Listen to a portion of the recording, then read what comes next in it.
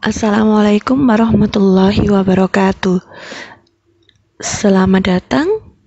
Setiap hari Sabtu kita belajar tentang pelajaran IPA. Saya berharap kalian selalu dalam keadaan sehat. Untuk pertemuan ketiga ini, mata pelajaran IPA, sub pelajaran biologi masih tetap pada tema yang sama, yaitu tentang pewarisan sifat pada makhluk hidup. Tujuan pembelajaran kita pada pagi hari ini adalah saya berharap kalian mampu memahami beberapa istilah dalam pewarisan sifat dan bisa menuliskan genotip dan fenotip individu dalam diagram pewarisan sifat. Jadi hari ini kita akan belajar tentang beberapa istilah dalam pewarisan sifat dan menuliskan fenotip dan genotip. Pada slide terakhir materi pada pertemuan 2 minggu yang lalu, saya sudah menjelaskan tentang istilah fenotip dan genotip. Jadi saya ulang lagi, fenotip itu merupakan semua sifat individu yang tampak. Jadi fenotip ini merupakan wujud dari ekspresi gen yang ada di dalam sel. Dan fenotip ini ditentukan oleh pasangan gen yang ada di dalam tubuh yang merupakan warisan dari kedua induk dari individu tersebut. Sedangkan genotip merupakan semua sifat individu yang tidak tampak. Dalam hal ini, genotip itu merupakan pasangan gen yang ada di dalam sel. Nah, genotip inilah yang menentukan fenotip. Karena genotip itu tidak tampak, maka genotip ini disimbolkan dengan huruf. Nah, kita akan belajar bagaimana cara penulisan genotip pada individu. Jadi yang kalian harus ingat bahwa genotip ini merupakan pasangan gen di dalam sel, ya. Jadi tidak terlihat. Cara penulisan genotip untuk satu sifat itu disimbolkan dengan satu huruf dan double. Jadi misalnya A besar A besar, atau A besar A kecil, atau A kecil A kecil. Kapan kita menuliskan genotip itu dengan A besar A besar? Jika sifat itu merupakan sifat dominan homozigot. Sedangkan A besar A kecil jika sifat itu dominan heterozigot. Sedangkan A kecil jika sifat itu merupakan sifat resesif. Tadi saya sudah menjelaskan ada sifat dominan homozigot dan dominan heterozigot. Jadi yang dominan homozigot itu dituliskan dengan A besar A besar, sedangkan untuk yang dominan heterozigot itu dituliskan dengan A besar A kecil. Sebenarnya apa sih dominan homozigot dan dominan heterozigot? Dalam soal biasanya untuk sifat dominan homozigot itu ditulis hanya dominan saja.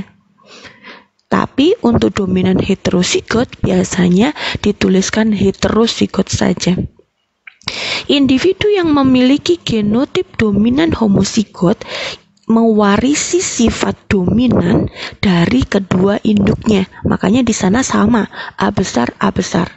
Sedangkan yang dominan heterozigot itu mewarisi satu sifat dominan dari salah satu induk dan satu sifat resesif dari induk yang lain. Ini misalnya sifat rambut keriting itu dominan, sedangkan sifat rambut lurus itu resesif.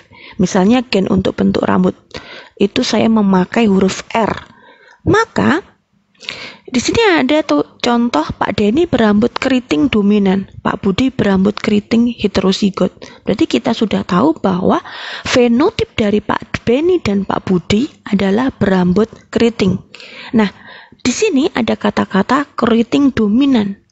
Berarti genotipnya Pak Denny adalah R besar R besar. Pak Budi keriting heterozigot. Berarti genotipnya adalah R besar R kecil. Jadi di sini kita bisa tahu bahwa kalau di soal itu ada kata-kata dominan, itu menunjuk ke dominan homozigot. Nah, sekarang kita kembali lagi ke contoh Pak Denny dan Pak Budi. Di sini kita tahu bahwa fenotip dari Pak Denny dan Pak Budi itu sama-sama berambut keriting. Hanya ada perbedaan genotipnya. Kalau Pak Denny dominan saja, kalau Pak Budi heterozigot. Jadi di sini genotipnya untuk Pak Denny R besar, sedangkan genotip dari Pak Budi adalah R besar R kecil. Dari sini kita tahu keriting dominan itu merupakan dominan homozigot. Berarti Pak Denny ini mewarisi sifat rambut keriting dari salah satu orang tuanya,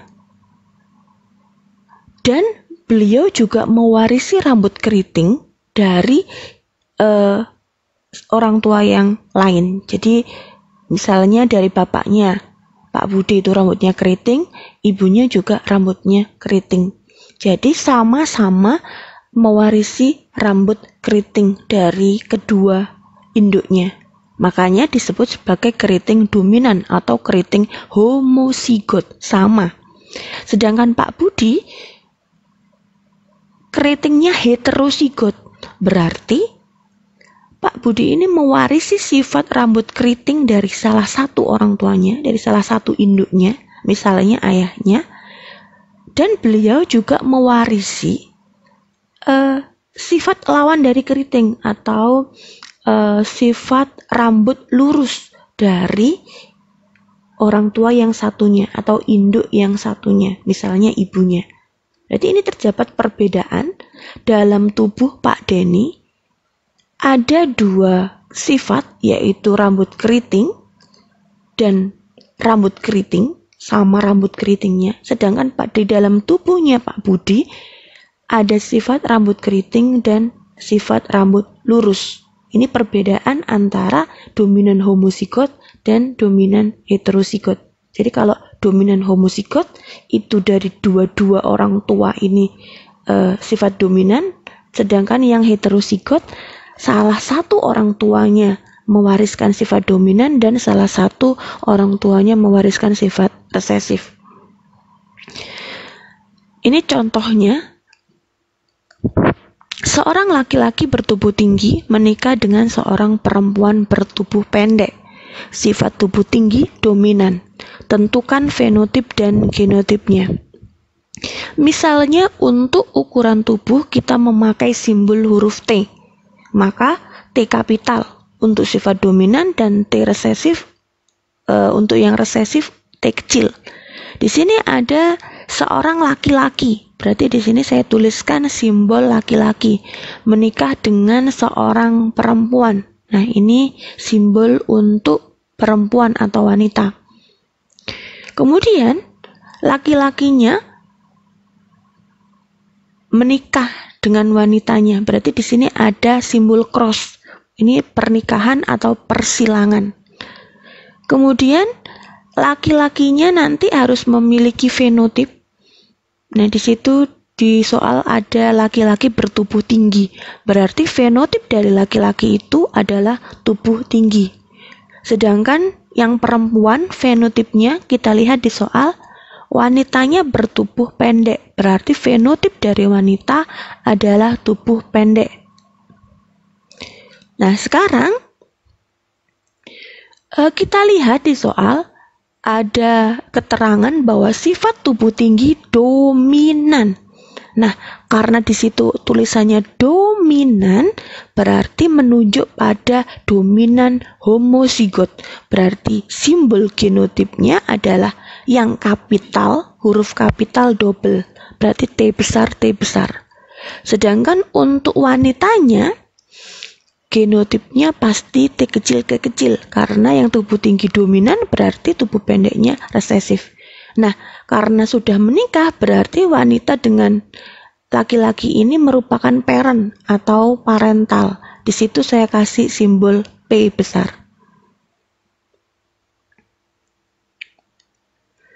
Sekarang bagaimana dengan soal yang ini? Seorang laki-laki bertubuh tinggi heterozigot menikah dengan seorang wanita bertubuh pendek.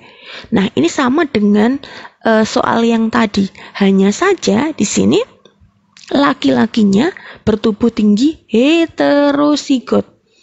Ingat, di sini ada laki-laki dan wanita. Berarti kita tuliskan simbol untuk laki-laki dan simbol untuk wanita. Menikah atau kawin atau terjadi persilangan berarti ada simbol cross. Nah, selalu dituliskan seperti ini dalam pewarisan sifat. Kemudian kita tuliskan genotip dan fenotipnya. Laki-lakinya bertubuh tinggi, wanitanya bertubuh pendek. Berarti kita tuliskan berdasarkan soal fenotip dari laki-laki dan wanitanya atau perempuannya. Laki-lakinya fenotipnya tubuh tinggi, kemudian perempuannya fenotipnya tubuh pendek. Kemudian kita tentukan genotipnya. Di soal diketahui bahwa tubuh tinggi heterozigot berarti harus kapital kecil. T besar, T kecil untuk genotipnya. Sedangkan tubuh pendek berarti pasti resesif, berarti T kecil, T kecil. Nah, bisa dimengerti ya. Jadi ini merupakan contoh soal yang ada keterangannya dominan, berarti dominan homozigot, sedangkan yang heterozigot itu berarti yang dominan heterozigot. Nah, ini latihan soalnya. Saya hanya akan memberikan 3 saja. Kalian coba dulu untuk menuliskan genotip dan fenotipnya. Untuk yang pertama, kucing betina belang heterozigot dikawinkan dengan kucing jantan polos. Yang nomor 2, tanaman berbunga merah disilangkan dengan tanaman berbunga putih. Sifat bunga merah dominan. Yang ketiga, monyet jantan ekor panjang dominan dikawinkan dengan monyet betina ekor pendek. Agar jawaban kalian bisa seragam, saya tentukan simbol gennya. Untuk sifat bulu kucingnya pakai huruf B saja. Kemudian sifat warna bunga pakai huruf H. Kemudian untuk sifat ekor monyet pakai huruf R. Ya, kalian coba di rumah tentukan fenotip dan genotipnya seperti apa. Saya harap kalian bisa mengerti dengan penjelasan dari saya. Jika masih belum mengerti, silahkan videonya diulang-ulang. Dipahami secara perlahan dan perlahan. Untuk yang di pondok, silahkan diminta ke ustazahnya untuk mengulang materinya. Kemudian jangan lupa dicatat di buku catatan, dikerjakan tadi latihan soalnya. Demikian materi kita hari ini, semoga bermanfaat. Assalamualaikum warahmatullahi wabarakatuh.